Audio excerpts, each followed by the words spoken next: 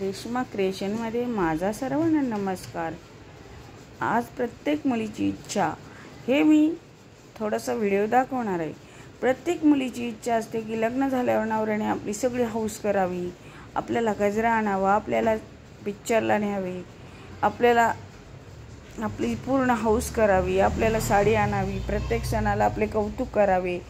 पण उलटच होतं, आपलं लग्न झाल्यावर आपल्याला कामावालीसारखं राबवलं जातं।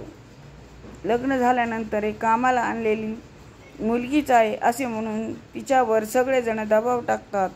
नणंद, दीर, सासू सगळ्यांची कामे तिने करायची आणि नाही केल्यास तिच्यावर अत्याचार होतो। म्हणजे तिला वेगवेगळे बोलले जाते, नणंद वेगळी बोलते, जाऊ वेगळी बोलते, सासू वेगळी बोलते आणि प्रत्येकजण तिच्यावर दबाव टाकतात व तिला असं फ्रीली वागू देत नाही।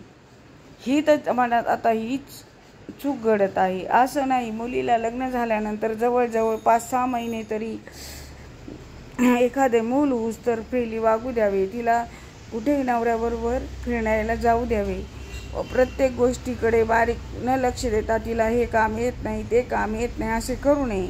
कारण ती पण आईवडिलांची लाडकी असून ती परक्या घरी आलेली असते आणि तिला दोन्ही घरांची जबाबदाऱ्या अजवायच्या असतात।